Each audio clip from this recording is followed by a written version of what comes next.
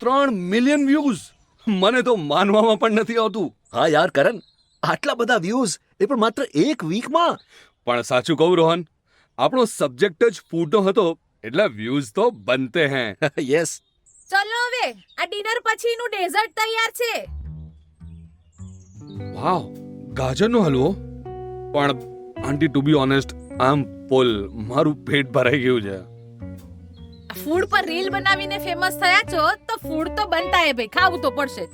હા કરણ, ડેઝર્ટ વિના ડિનર અધૂરું કહેવાય. સારું સારું, આઈ વિલ હેવ સમ. અરે વાહ આંટી,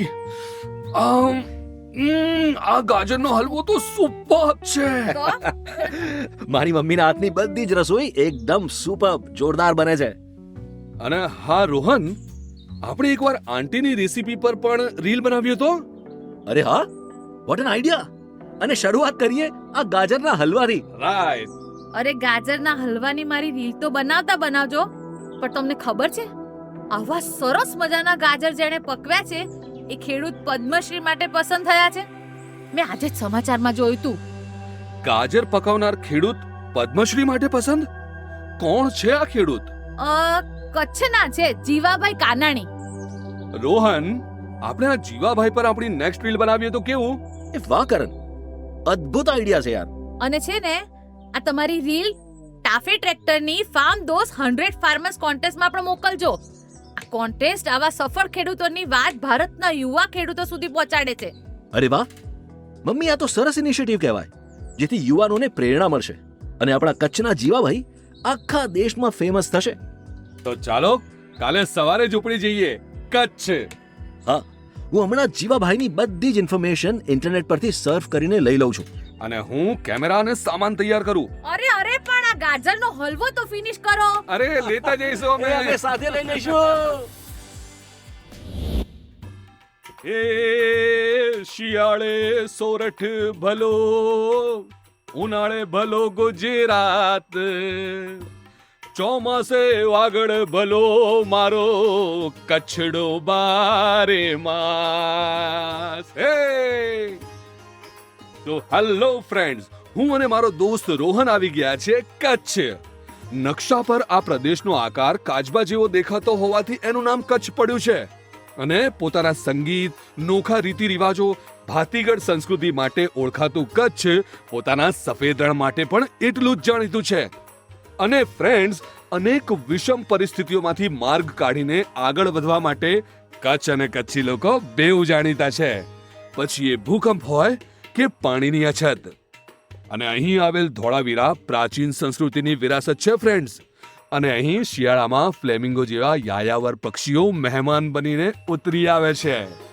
ફ્રેન્ડ્સ, કચ્છની આ બધી વિશેષતાઓથી તો તમે પરિચિત જ હશો, પરંતુ આજે અમે એક એવા વ્યક્તિ સાથે આપની મુલાકાત કરાવવા જઈ રહ્યા છે જેમણે રાષ્ટ્રીય સ્તરે કચ્છનું નામ રોશન કર્યું છે. અમે વાત કરી રહ્યા છે કચ્છના નાનકડા ગામના ખેડૂત જીવાભાઈ કાનાણીની, જેમને ગાજરની એક વિશેષ જાત વિકસિત કરવા માટે પદ્મશ્રી એવોર્ડ માટે પસંદ કરવામાં આવ્યા છે. અને હા, ગાજર એટલે કે carrot. Now over to my friend Rohan. Thank you Karan. Hello friends, હું છું રોહન અને અત્યારે અમે છીએ કચ્છના રાપર તાલુકાના નાનકડા ગામ અમરાપરમાં. અને મારી સાથે છે અહીંના ખેડૂત જીવાભાઈ કાનાણી. જીવાભાઈ, અમારા કાર્યક્રમમાં આપનું સ્વાગત છે. એ સૌને મારા રામ રામ. જીવાભાઈ, હવે તમે અમને જણાવશો કે આ ગાજરની નવી જાત તમે કેવી રીતે વિકસાવી? મારી વાત શરૂ કરતા પહેલા તમને કહી દઉં કે એક સમય એવો હતો કે જ્યારે ગાજર માત્ર પશુઓને ખવડાવવામાં આવતા, માણસો ગાજર ખાતા નહોતા. એનું કારણ એ કે પહેલા ગાજર આપણી હથેળી કે વેંટ જેટલા નાના થતા અને એના પાંદડા ખૂબ લાંબા થતા, એટલે ઢોરને ખવડાવી દેવામાં આવતા. અને ભાઈ, હું જ્યારે 15 વર્ષનો હતો ને ત્યારે અમારા ખેતરમાં પાકેલા આ નાની સાઈઝના ગાજર મેં ખાધા અને સાચું કહું, મને બહુ જ ભાયા. બીજે દિવસે હું ગાજર બજારમાં વેચવા લઈ ગયો. એ જોઈને મારા બાપુજી કહે, આ તું શું કરે છે? ગાજર બજારમાં કોણ ખરીદશે? પરંતુ મને વિશ્વાસ હતો. હું ધીમે ધીમે વેપારીઓને ગાજર ચખાડતો ગયો. લોકો કહેતા કે ગાજર તો મીઠા છે પણ એના પાંદડા બહુ લાંબા છે. એ ગાજર સ્વાદમાં મીઠા હોવાથી લોકોને ખૂબ ભાયા અને ધીમે ધીમે બધા ગાજર વેચાઈ ગયા. ઘરે આવીને આ ગાજરનો વકરો બાપુજીના હાથમાં મૂક્યો. એ તો આશ્ચર્યચકિત થઈ ગયા. એ વખતે મને ગાજરના 12 રૂપિયા મળ્યા હતા.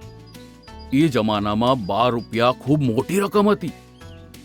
મને વિચાર આવ્યો કે જો આટલા નાના ગાજરના આટલા રૂપિયા મળ્યા તો મોટા ગાજર ઉગાડું તો કેટલા રૂપિયા મળે.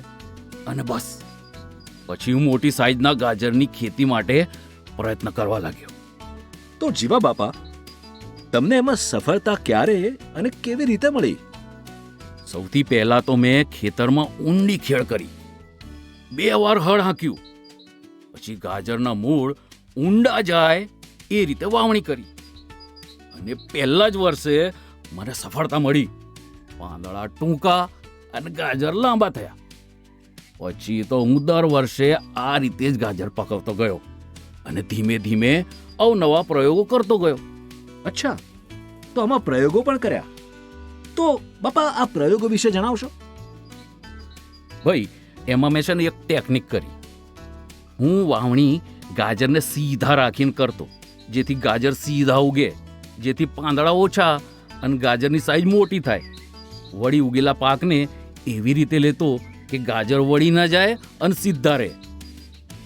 હું ટપક પદ્ધતિનો ઉપયોગ કરી સિંચાઈ કરતો, જેના કારણે ઓછા પાણીમાં ઉત્પાદન પણ વધ્યું. ધીમે ધીમે મારા ગાજરમાં મીઠાશ વધતી ગઈ અને એની માંગ પણ વધતી ગઈ, જેના પગલે મારું ખેતર 4 એકરમાંથી 40 એકરનું બનતું ગયું. વાવ! જીવા બાપા, તમારા આખા ગામમાં તમે એકલા જ ગાજરની ખેતી કરો છો કે બીજું કોઈ કરે છે? ના ના, ઘણા બધા કરે છે, પરંતુ પહેલા એમના ગાજર પણ નાના થતા. ત્યાર પછી હું એમને મારા ગાજરના બી આપતો. ના ભાઈ, ઘણા બધા કરે છે, પરંતુ પહેલા એમના ગાજર પણ નાના થતા હતા. ત્યાર પછી હું એમને મારા ગાજરના બી આપતો, જેથી એમના ગાજર પણ લાંબા થતા ગયા. અને ધીમે ધીમે તો મારા ગાજર કરતા ગાજરના બીની માંગ વધતી ગઈ. એટલે મેં ખાસ બી ઉગાડવાના શરૂ કર્યા અને નાની જમીનમાં ઉગાડેલા મારા બીનું પરિણામ સારું મળતું ગયું. અને આમ ગામે ગામથી ખેડૂતો મારા બી લઈ જતા. અને આજે તો રાજસ્થાન અને મહારાષ્ટ્રના ખેડૂતો પણ આ બીથી સારો પાક મેળવી રહ્યા છે. વાવ! તમે તો ફાર્મિંગ અક્રોસ ધ બોર્ડર લઈ ગયા. પણ બાપા, અમે સાંભળ્યું છે કે તમારા ગાજરને મધુવન ગાજર કહેવાય છે. કેમ? આ બહુ સારો સવાલ પૂછ્યો ભાઈ. અમારા ખેતરમાં અમે વાવેલા ગાજર એટલા મીઠા કે એના ફૂલો પર બેસવા માટે મધમાખીઓ આવતી અને આખું ખેતર જાણે મધુવન થઈ જતું. એટલે ત્યારથી અમારા ગાજરની જાતને મધુવન ગાજર તરીકે ઓળખવામાં આવે છે. વાવ! શું વાત કરી તમે! પણ આ ગાજર વાવવાથી ખેડૂતને શું ફાયદો થાય છે? હા ભાઈ, એક ફાયદો તો એ કે 1 હેક્ટરમાં ગાજર વાવવાથી 40 થી 50 ટન જેટલો પાક મળે છે. અને બીજું એ કે ટપક સિંચાઈ પદ્ધતિથી ઓછા પાણીમાં વધુ ઉપજ મળે છે. એટલે ખેડૂતને આર્થિક ફાયદો તો થાય જ છે અને સાથે પાણી અને મહેનતની પણ બચત થાય છે. જીવા બાપા, હવે તો તમારી ઉંમર થઈ ગઈ છે. શું તમે હજુ પણ ખેતરે જાઓ છો ખરા? સાચું કહું, છેલ્લા 70 વર્ષથી હું ખેતી કરતો આવ્યો છું. હવે મારાથી રોજે રોજ ખેતરે નથી જવાતું, પરંતુ મારા દીકરા અને એનાય દીકરા મારી જેમ જ ગાજરની ખેતી કરે છે. અમારા પરિવારની 3જી પેઢી આજે આ વ્યવસાય સાથે સંકળાયેલી છે. એનો મને ભાઈ ખૂબ આનંદ છે. બાપા, આટલી ઉંમરે તમને ચશ્મા પણ નથી આવ્યા, વી કેન સી. અને તમારા દાંત પણ એવા ને એવા જ છે. અને તમારું સ્વાસ્થ્ય તો એકદમ સરસ છે. આનું કારણ શું? ગાજર ખાવાથી આંખો સારી રહે અને દાંત પણ ચોખ્ખા થાય અને પાછું ઘોડા જેવું રહેવાય.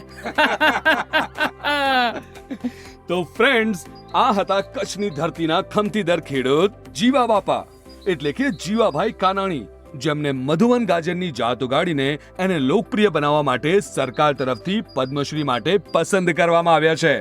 આ સાથે જ એમને ખેતી વિષયક અન્ય ઘણા ઇનામો અને પારિતોષિકથી પણ નવાજવામાં આવ્યા છે.